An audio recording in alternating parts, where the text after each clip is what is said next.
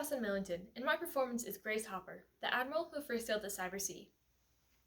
Good morning, and welcome to this week's edition of WWWS, Worldwide Wonders of Science. In today's episode, we will explore the benefits of a drive to understand and the power of communication as I share with you the story of Rear Admiral Grace Hopper.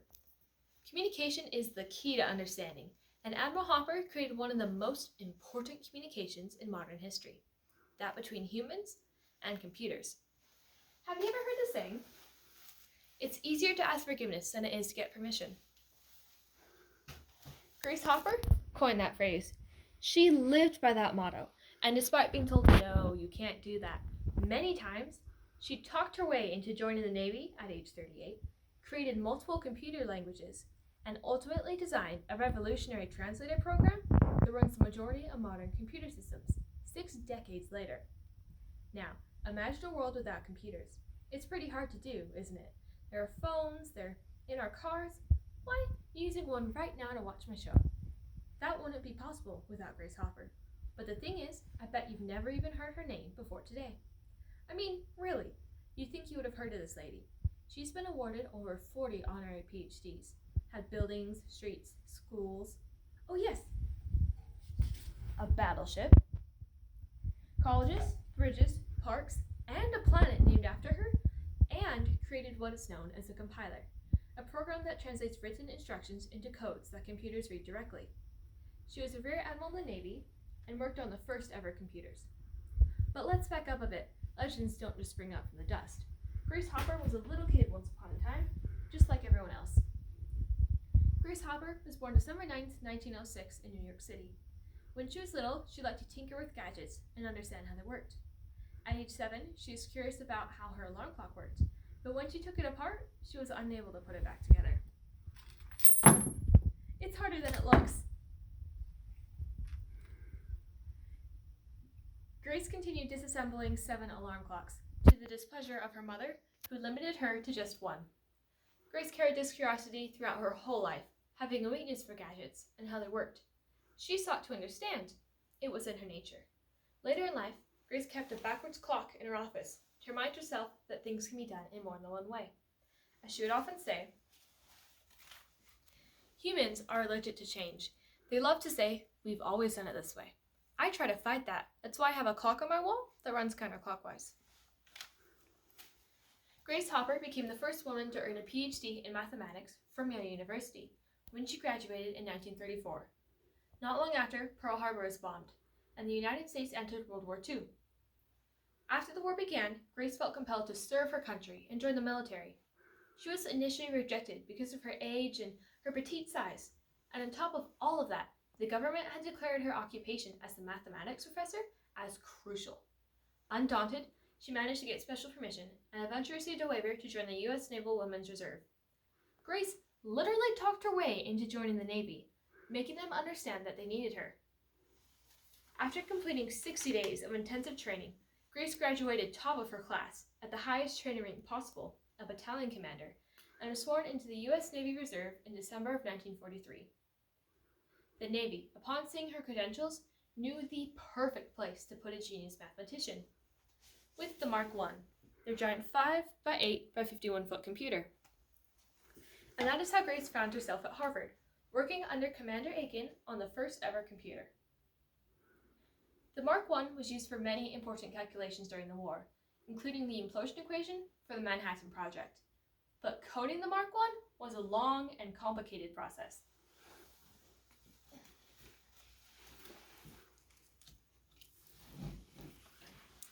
You'd take an elaborate math problem and break it down to just addition, subtraction, multiplication, and division. That was then translated into a computer language and then into the ones and zeros of binary code. Then that was printed out and fed into the computer. There were many opportunities for mistakes to be made in the communication process, and if there is even one, the computer couldn't understand and couldn't do what was asked. On top of all of that, there wasn't a college course you could take to learn to be a programmer. You take a mathematician and teach them the code, versus teaching a programmer math. One day the Mark I just couldn't complete a problem. Then Lieutenant Hopper and the team went over the thousands of feet of wire that made up the Mark I. After a day of searching, they found a 2-inch moth among the relays. Grace taped the bug into the logbook, along with the words, "First ever case of bug actually found." After that, if anything went wrong with the computer, they said there was a bug in it. And we still do today. Grace left Harvard in 1946 when the Navy turned her down for a promotion, saying she was too old. Undaunted, Grace interviewed at different companies, as other groups began creating their own computers.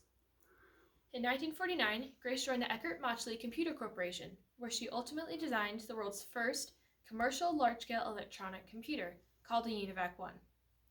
Now, computers are complex machines. Let me help you understand what was going on. Early computers were used for individual tasks. They each spoke their own language, and you had to employ a programmer who spoke that specific language to use that specific computer. For example, businesses were sold a computer to inventory their products, and they had to employ a programmer who spoke the inventory computer's language. If you were filing taxes, you needed a programmer for the tax computer. This held true for any computer at that time. And the problem was, the inventory programmer couldn't program the tax computer. Grace chafed against this. What good was a room full of computers if you needed a room full of programmers, each communicating with the machines in their own way? What I was after in beginning English language programming was to bring a whole other group of people to be able to use the computer easily. I kept calling for more user-friendly languages. Most of the stuff we get from computer science people is in no way adapted to people. In 1959, Grace introduced COBOL, short for Common Business-Oriented Language, as the first standardized general business computer language, and it quickly spread, going on to be the most ubiquitous business language to date. COBOL enabled computers to respond to words in addition to numbers. Once Grace introduced COBOL, people became complacent, and it was accepted as a new normal. COBOL was better, yes, but people didn't want any more change. When Grace first introduced her next idea for improvement, she was told to drop it, that COBOL was good enough. But Grace knew that communicating with computers could and should be easier. Over the next 4 months, Grace and her colleagues worked in their spare time to create the first compiler, a program that translates written instructions into code that computers read directly. It's a simple process, easier to understand, and faster to complete. Now, compilers are complex programs. Let me help you understand what was going on. A compiler is like an electronic library of programs. You give it a command like find cat, and it will search through its library of programs till it finds the program that can find the cat.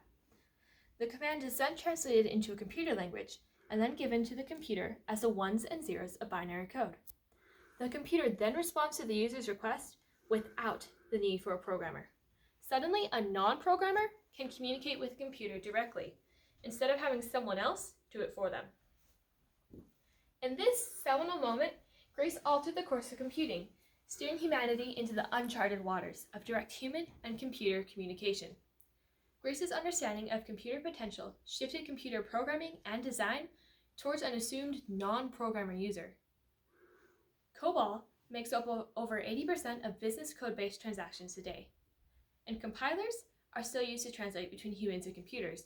Chances are that your computer has one over 60 years later. Grace Hopper once said, "I've come to feel there's no use doing anything unless you can communicate." Her vision made understanding and communicating with computers easier. She supported and taught not only others who worked in her field, but anyone that was willing to listen. And thanks to Grace, people communicate with and to computers every day, all over the world. Just think for a moment. Because of Grace Hopper, we can tell a computer what to do in our native languages, and not in ones and zeros. I hope today's show has taught you more about communication and how you cannot understand without it. Maybe next time you hop on your phone, you'll remember the once arduous process to communicate with computers. Goodbye for now, and we'll see you next week on WWWS, Worldwide Wonders of Science.